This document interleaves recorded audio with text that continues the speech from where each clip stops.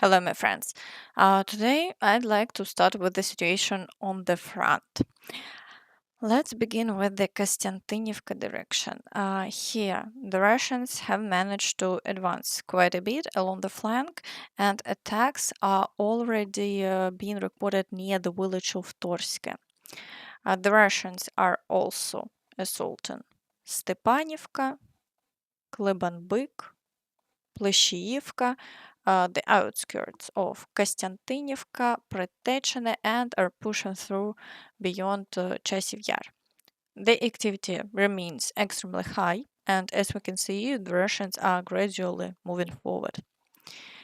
In the Dobropillia direction, the Russians have also managed to advance and are putting serious pressure on both Shakhove and Volodymyrivka. In fact, the outskirts of Shakhove have already come under the Russian control. The situation is also getting worse for Sofiivka, which is now effectively in the gray zone. On top of that, the Russians are assaulting Bielitska and Nikanorovka, so activity here is very high as well. In the Pokrovsk direction, the Russians are assaulting Rodinske, Myrnohrad, Grishine, and pushing through along the western flank. Yesterday, there was a claim that supposedly the Ukrainian forces were unable to withdraw from Myrnohrad, even though they tried, but there were no official statements confirming this. However, today, new reports are starting to appear. Marines holding the defense in Myrnohrad say that the city has been almost completely encircled since November 29th. Soldiers of the 38th Brigade report that there is now almost no normal rotation or way to exit the city. One group hit a mine and another, after a firefight, was forced to return back. The last time units were rotated was back on November 20th. 12th, sorry. Officers from this direction confirmed that the Ukrainian forces are trying to break the blockade of the garrison. According to them, Myrnohrad has been in a full encirclement for 5 days, but some of the breakout attempts are giving results. In their assessment, holding the city is only realistic if the operation to break the encirclement succeeds and control over Rodinske and Krasny Liman is restored. That would re-establish the necessary logistics. But as we understand, this is practically impossible. Launching such a large-scale counteroffensive would be extremely difficult, especially given that the Russians are not defending here, but actively advancing. They have concentrated a huge amount of forces in this direction. On top of that, now that Pokrovsk has been captured, they will be able to fly drones deep across the entire area. A large city allows them to hide a massive number of drone pilots, which makes counterattacking here extremely difficult. In the Novopavlivka direction, the Russians are storming the city and pushing through the fields between Dachne and Filia, but they have no new successes and the situation remains unchanged. However, we need to wait for updated information from Ivanivka because based on videos posted by Ukrainian soldiers, it looks like the village may have once again fallen under Russian control. So for now, we wait. In the direction of the village of Pokrovsk, in the Dnipropetrovsk region, the Russians are carrying out attacks, but so far they remain further out than the forward line of the front. So it's possible that the Ukrainian forces are successfully pushing them back. For now, we need to wait for clarifications in this area. The front line is too blurred and it looks like there is a large gray zone. In the Huliaipole direction, the Russians are assaulting the village of Dobropillia, and Ukrainian soldiers have confirmed that the village is still under Ukraine's control. The Russians are also storming the villages of Preluki, Varvarivka, Huliaipole, and breaking through past the village of Zaporizhzhia. So far, there have been no new changes in the past 24 hours. The fighting continues, but it's important to note that the Russians are trying to do everything they can to capture Huliaipole as quickly as possible and are hitting the settlement with FABs and drones as actively as they can. In the Zaporizhzhia direction, the Russians haven't carried out any new assaults for several days in a row. They're gathering reserves instead. The front line remains stable for now. In the Kherson direction, the Russians are attacking in the area of the Antonivsky Bridge and shelling the right bank, but so far, just like before, they haven't achieved any success. Now let's move to the Kramatorsk direction. Although the general staff isn't officially reporting new assaults, Ukrainian soldiers are sharing troubling updates. The Kramatorsk direction is gradually becoming Kramatorsk in the literal sense.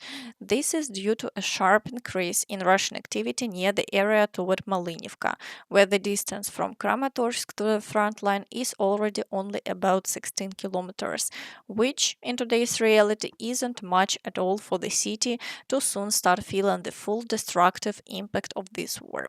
What remains unclear are the Russians' real intentions, whether they are doing this to worsen the situation on the Siversk axis or to move and build on further gains toward Kramatorsk. One way or another, with this trend, the question of defending the city of Kramatorsk may very well arise over time, and the command must anticipate and be ready for such a development. In the Siversk direction, the Russians are assaulting Yampil, Dronivka, and Siversk. At the same time, the intensity of Russian drones here remains very high, but for now they are unable to make further progress. In the Liman direction, the Russians continue assaulting Zarychne, Stavky, and Drobyshevo. They're also intensifying their shelling. However, despite the high level of activity, there are no changes along the front line. In the Borova direction, the Russians are assaulting Novoyegorivka and attempting to break through near Raigorodka. Still, there have been no changes over the past day and the front line remains stable. In the Kupiansk direction, the Russians are assaulting Petropavlivka and trying to break through in the area of Peshchane. At the same time, the Ukrainian forces continue clearing operations and report successes. Kupiansk direction. Our fighters are moving closer to the city center, inch by inch digging into the area of the railway station. There has been clear progress there. The soldiers pushed the Russians out of several positions, broke through their defensive line, and moved deeper than the Russians expected. The Russians tried to disrupt the advance with FPV drones and launched heavy drone attacks, but our side responded firmly and without panic. Some drones were shot down on approach, and the rest were taken down through maneuvering, not allowing the Russians to exploit the situation. We are trying to secure our new positions to deny the Russians even the slightest chance to counterattack. In the Dvorichna direction, the Russians are assaulting Kutkivka, but they have no success, and the front line has remained unchanged over the past day. In the Veliki Burluk direction, the Russians are assaulting Kolodezne and Ambarne, but all attacks are being repelled and the front line remains unchanged. In the Vovchansk area, the Russians are attacking Staritsa, Prilipka, and the village of Liman. According to official reports. Fighting for Vovchansk is ongoing, but Ukrainian soldiers are already reporting that the settlement is under Russian control. So for now, we are waiting for official statements. In the Sumy direction, there is currently no significant activity and all attacks are being repelled. However, it's very important to pay attention to the situation in the Chernihiv region. Yesterday, reports began to appear from Russian sources claiming that they are supposedly preparing an offensive on the border. These reports are coming not from official sources, but from some war correspondents, many of whom are not very well known. So it's unlikely this information is being pushed intentionally as propaganda about a powerful Russian army or as misinformation about Russia's plans. The Ukrainian side immediately denied this claim, stating that such an offensive is impossible and that Russia lacks the forces. Russians are spreading narratives about preparing an attack on Chernihiv. This is part of a cognitive operation against Ukraine. It's also linked to Russia's diplomatic strategies and its tactics to pressure Ukraine and delay US efforts.